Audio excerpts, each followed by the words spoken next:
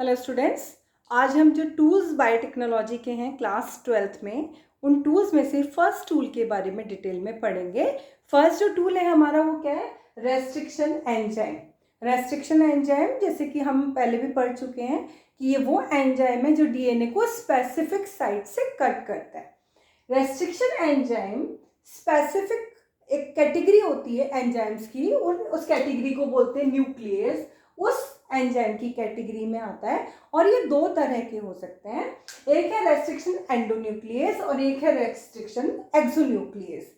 Restriction endonuclease वो enzyme है जो डीएनए के बीच में से अपनी पर्टिकुलर सीक्वेंस को सेलेक्ट करेगा और वहां से उसे कट करेगा। जैसे कि यहां से कट कर सकता है या फिर यहां से भी कट कर सकता है, या इसी तरह की कोई और सीक्वेंस जो कि बीच में प्रेजेंट है, वो हो गया रेस्ट्रिक्शन एंडोन्यूक्लियस। दूसरा एंजाइम होता है restriction exonuclease. Restriction exonuclease enzyme किसी भी लेफ्ट कॉर्नर या राइट कॉर्नर से डीएनए को कट करता है। ओके, उसके बाद अगर हम देखें रेस्ट्रिक्शन एंजाइम्स डीएनए को कट करने के टाइम पे डीएनए पे मूव करते हैं। जैसे रेस्ट्रिक्शन एंडोन्यूक्लियस है, ये क्या करेगा? पूरे के पूरे डीएनए पे मूव करेगा और इंस्पेक्शन करेगा, मूव करते हुए देखेगा और इंस्पेक्शन करेगा और फाइंड आउट करेगा स्पेसिफिक सीक्वेंस जिसको कट करने के लिए वो स्पेसिफिक है।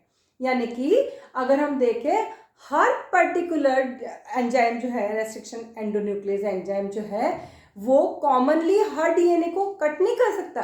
वो डीएनए के एक पर्टिकुलर पार्ट पे अपनी पर्टिकुलर सीक्वेंस को ही कट कर सकता है। वो स्पेसिफिक होता है अपनी सीक्वेंस के लिए, और वो सीक्वेंस डीएनए की जिसको ये कट करता है वो कहलाती है palindromic nucleotide sequence. Palindromic nucleotide sequence क्या है? It is a sequence of base pairs that read same on the two strands of DNA when the orientation of reading is kept same। इसका क्या मतलब है? देखिए बेटा, जैसे कि हमारे डीएनए पे एक सीक्वेंस है GAATTC 5 प्राइम से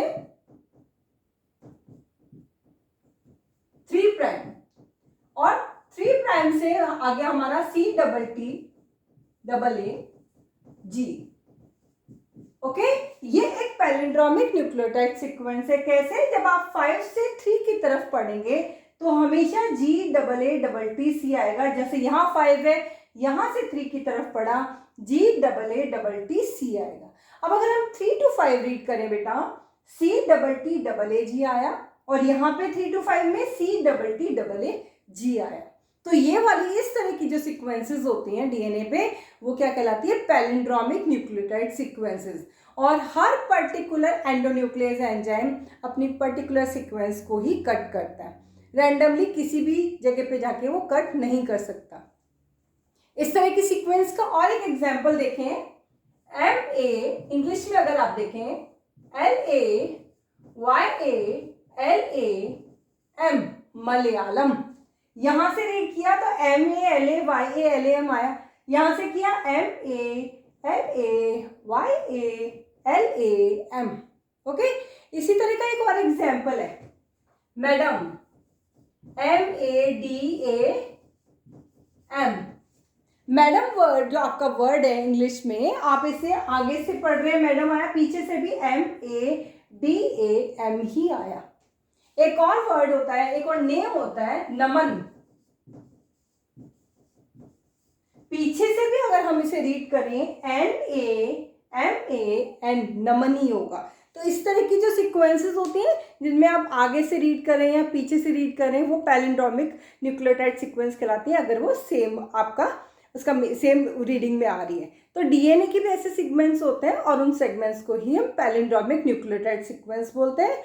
और सिर्फ इन पार्ट्स को डीएनए पहले इंस्पेक्शन करता है, उन्हें ढूंढता है और अपने टाइप के पैलिंड्रोमिक सीक्वेंसेस को वो कट करता है। बेटा, अब आपको इन टॉपिक से रिलेटेड जो भी डाउट्स हैं या जो भी आप कुछ पूछना चाहते हैं वो आप कमेंट बॉक्स में ज़रूर लिखें। आप वीडियो को लाइक करें, शेयर करें, कमेंट करें, सब्सक्राइब करें, और जो भी आपका जो भी कोई क्वेश्चन होता है या कोई डाउट होता है या आप कोई टॉपिक चाहते हैं जो मैं आपको पढ़ाऊँ, उसके बारे में आप मुझे कमेंट सेक्शन में लिखिए। Thank you so much.